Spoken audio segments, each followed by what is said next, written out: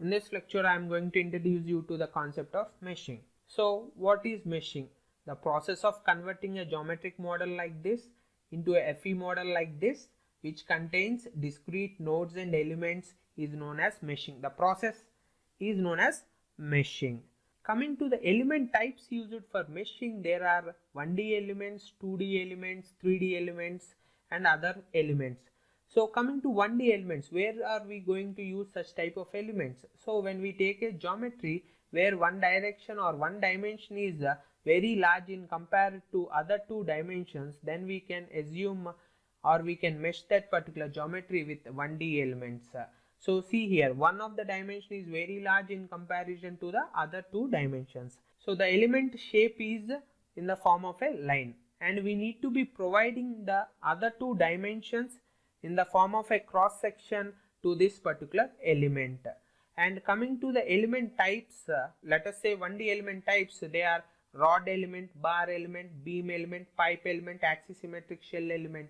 So these are all examples of 1D elements. And in practical applications, when we have long shafts, beams, frame structures, pins, and other sorts of structures, we may use these 1D elements to mesh them. Then coming to the next one is the 2D. So here when two dimensions are much larger when comparison to the third dimension. So for example, here in the plate, what happens, this length and width of this particular plate are very large in comparison with the thickness of this particular plate. So what we are going to do is we are going to use the 2D elements to mesh such type of geometries. So here the element shapes used is the quad elements and the triangular elements. And we need to provide the remaining dimension, which is nothing but the thickness dimension, to this element. And here the element types are thin shell, plate, membrane, plane stress, plane strain, axisymmetric solid, etc. are the type of 2D elements available. And in practical cases where we are going to analyze the sheet metal parts and plastic components with very minimum wall thickness, we are going to use the 2D elements in order to mesh such type of geometries. Then coming to the 3D, so if you have all dimensions with comparable values, then you can say it is a 3D object. And if it is possible, you can idealize this 3D as this 2D, or otherwise you can also idealize this 3D as 1D. For example, let us take the shaft. It may be a 3D, but you can simplify that particular shaft geometry into 1D to decrease the analysis time, analysis resources requirement, and analysis. The element shapes available for 3D are tetrahedral, hexahedral, pyramid, and other sorts of elements. Then there is no additional data you need to give for the element in order to perform the analysis. Then you come to the element type. It is a solid element type, and practical applications are where there is a solid body, you are going to use this particular 3D element, like say it may be a transmission, engine block, crankshafts, etc. And as I've told you, we can, wherever it is possible, we are going to idealize this 3D or simplify this 3D and make it as a 1D or 2D. And other sorts of elements exist like mass element, spring element, damper element, gap element, rigid element. So these are all different elements that are used to say simulate either mass, simulate the stiffness of a spring, or simulate the spot weld and other sorts of things. Then how do you select the type of element that you are going to use for meshing? So it is based upon three major factors. One is the geometry, size and shape, then type of analysis, and time allotted for the project. So coming to the first one, type of geometry. So depending on the type of geometry, you are going to select the 1D elements. Here is an example of a body where this length is 1000 mm, but the dimensions width and height are 10 into 5. So what happens, this 10 and 5 are very less when compared to this length. So such type of geometries can be idealized with this 1D elements. So for example, see here, there is a long shaft. This particular shafts can be analyzed using this 1D elements. Likewise, if you have frames, steel frames or steel structures like this, you can idealize them in the form of a 1D beam, and you can analyze using 1D elements only. Then coming to the second one, here see the dimension, length dimension is 500 and the width dimension is 300, but the thickness is 2.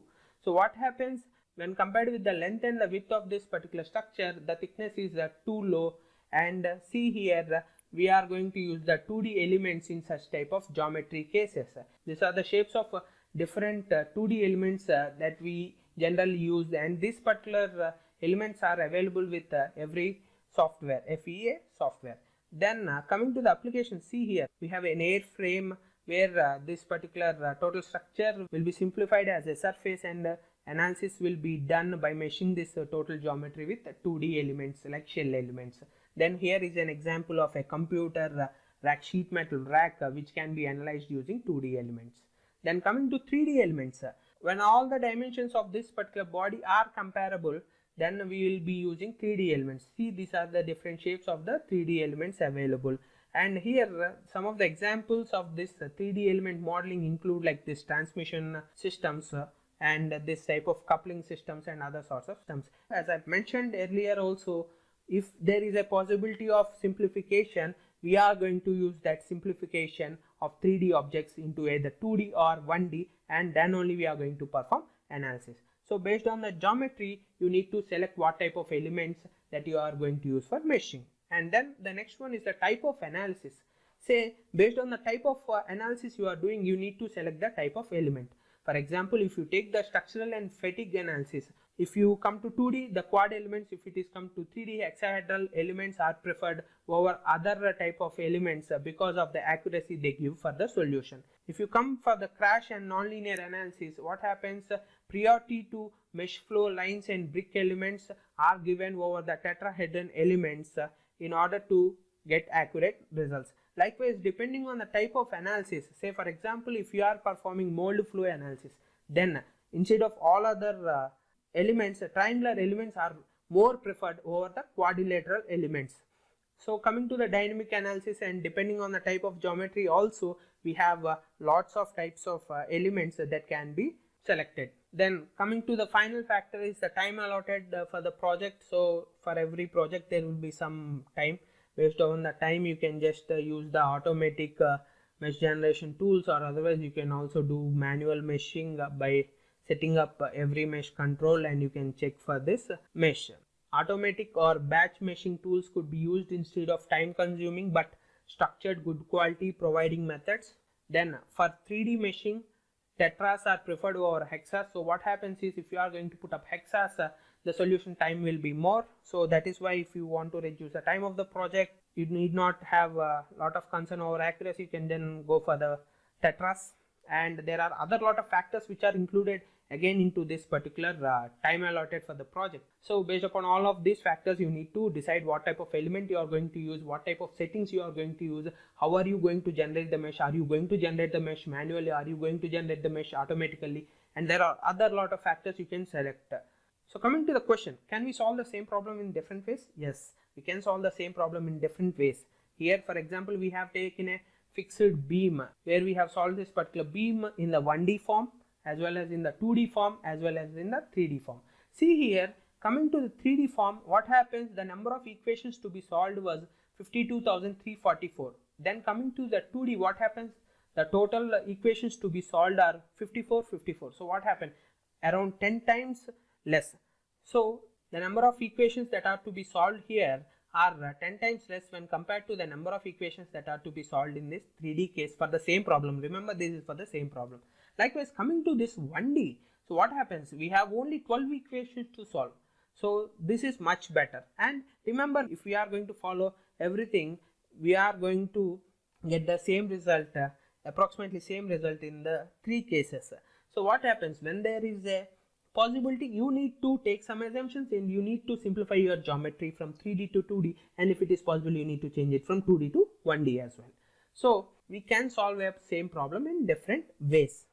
Then finally, what are different meshing steps? So first thing is, you need to sufficiently understand the geometry. So what are the features that are present in the geometry? How can I mesh this particular geometries? How can I say use the different settings to accurately convert each feature? For example, let us say if you have a straight face, it is easier to mesh when compared with the circular face. So you need to study the geometry, and once you study the geometry, you need to estimate the time. So you need to estimate the time of generation of the mesh as well as time to solve the particular problem, and what is the accuracy required also you need to keep in mind. So depending on the accuracy required, you need to perform the time estimation. Then coming to the third step, we are going to have to check the geometry. So once we are going to import the geometry from other CAD systems, we need to check whether during the transfer process are there any losses that are created, or is there any data loss that has occurred. Then fourth one is symmetric check. As I have told you, we need to say decrease the size of the model in order to increase the efficiency of the problem.